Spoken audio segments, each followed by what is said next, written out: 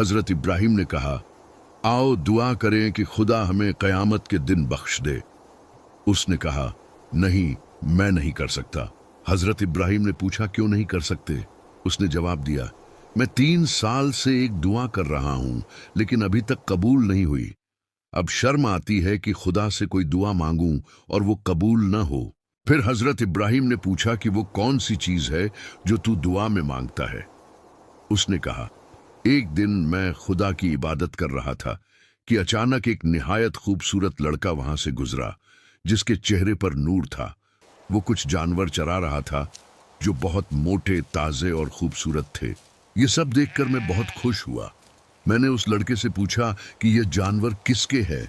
उसने कहा, ये जानवर मेरे हैं। मैंने पूछा, तुम कौन हो? उसने जवाब दिया, मैं अल्लाह के दोस्त इब्राहिम का बेटा हूं। तब से मैं दुआ कर रहा हूं कि ऐ खुदा मुझे अपने दोस्त इब्राहिम से मिलवा दे, लेकिन अभी तक कबूल नहीं हुई। हजरत इब्राहिम ने कहा, तुम्हारी दुआ कबूल हो गई है। मैं ही अल्लाह का दोस्त इब्राहिम हूं और वो लड़का मेरा ही बेटा है। ये सुनकर वो आदमी बहुत खुश हुआ और हजरत इब्राहिम के चेहरे को चूम कर कहा कि अब आप दुआ कीजिए और मैं आमीन कहूंगा। फिर हजरत इब्राहिम अलैहिस्सलाम ने कयामत तक के मोमिनों के लिए दुआ की कि खुदा उनके गुनाहों को बख्श दे और उनसे राजी हो जाए। उस दौर में किसी किस्म की ईद मनाई जाती थी और वो लोग ईद के दिन सुबह घरों से निकलकर एक खास जगह पर इकट्ठे होते थे। इसी तरह उनकी ईद का दिन था और वो लोग अपनी उस जगह पर जाने के लिए निकले।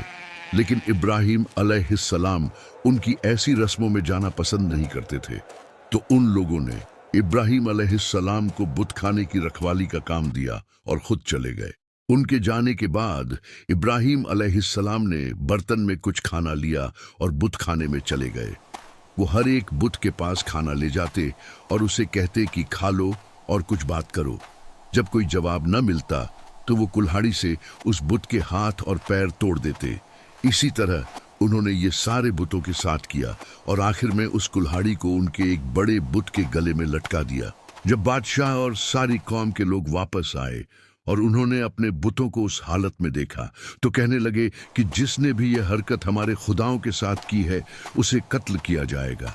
लोगों ने कहा, ये उसी इब्राहिम का काम है जो हमारे इन खुदाओं की हमेशा बुराई करता रहता है। फिर वो लोग इब्राहिम अलैहिस्सलाम को नमरूद के पास लेकर गए। नमरूद ने पूछा, ऐ इब्राहिम, हमारे इन खुदाओं के साथ ये हरकत किसने की है?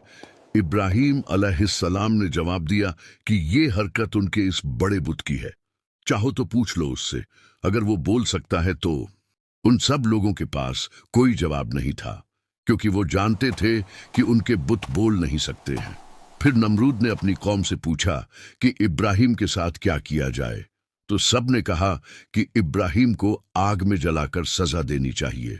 फिर उन्होंने इब्राहिम अलैहिस्सलाम को कैद कर लिया और आग जलाने के लिए एक खुले मैदान में लकड़ियां जमा करने लगे।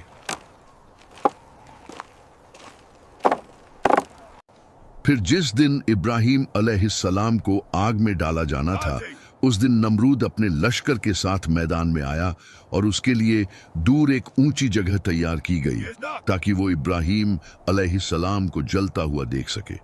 फिर आग जलाई गई और इब्राहिम अलैहिस्सलाम को लाया गया, लेकिन किसी की हिम्मत न हुई कि वो आग के करीब जा सके, क्योंकि आग की गर्मी इतनी ज्यादा थी। उसके करीब से कोई परिंदा भी नहीं उड़ सकता था। उस वक्त शैतान इंसानी शक्ल में उनके पास आया और उन्हें एक मंजनीक बनाने का मशवरा दिया ताकि उसमें डालकर इब्राहिम अलैहिस्सलाम को दूर से ही आग में फेंका जा सके। फिर इब्राहिम अलैहिस्सलाम को उस मंजनीक से आग में फेंक दिया गया। हजरत इब्राहिम अभी हवा में ही थे और आग में नहीं गिरे थे। तभी जिब्राइल उनके पास आए और उनसे पूछा कि ए इब्राहिम, क्या मैं तुम्हारी मदद करूं? तो इब्राहिम ने कहा, नहीं, मेरी मदद मेरा परवरदिगार करेगा। तभी अल्लाह ने आग को हुक्म दिया कि ठंडी हो जा, और वो आग ठंडी हो गई और इब्राहिम अलैहिस्सलाम को कोई नुकसान नहीं हुआ और वो आराम से चलते हुए आग से बाहर आ गए। नमरूद ने जब यह सब कुछ देखा तो उनसे पूछा, ऐ इब्राहिम, तुम्हारा रब कौन है? उन्होंने जवाब दिया, कि मेरा रब वो है जो जिंदगी भी देता है और मौत भी देता है। तो नमरूद ने कहा, मैं भी जिंदगी और मौत देता हूं। फिर उसने जेल से 2 कैदियों को बुलवाया और एक को कत्ल करवा दिया और दूसरे को जिंदा छोड़ दिया। ये देखकर इब्राहिम अलैहिस्सलाम ने कहा कि अगर तू सच्चा है तो जिसको तूने कत्ल किया है उसे जिंदा करके दिखा। अगर ऐसा नहीं कर सकता तो मेरा रब सूरज को मशरिक से निकालता है, तू मगरिब से निकाल कर दिखा। उसके बाद नमरूद ने कहा कि मैं तुम्हारे खुदा से जंग करूंगा। फिर वो एक बहुत बड़ी फौज लेकर एक मैदान में आया। दूसरी तरफ इब्राहिम अलैहिस्सलाम उसके मुकाबले में अकेले मैदान में खड़े हुए। तब अल्लाह ने आसमान में बहुत सारे मच्छर भेजे। उन मच्छरों ने नमरूद और उसकी फौज पर हमला कर दिया। मच्छरों के काटने से नमरूद की सारी फौज के लोग भाग गए। ये देखकर नमरूद भी वहां से भाग गया, लेकिन फिर भी अल्लाह पर ईमान नहीं लाया। फिर एक मच्छर अल्लाह के हुक्म से नमरूद के दिमाग में घुस गया और उसे अंदर से काटने लगा।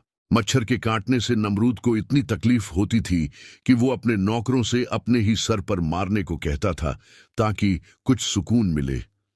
इसी तरह कई साल गुजर गए, लेकिन फिर भी वो ईमान न लाया और आखिर मर गया।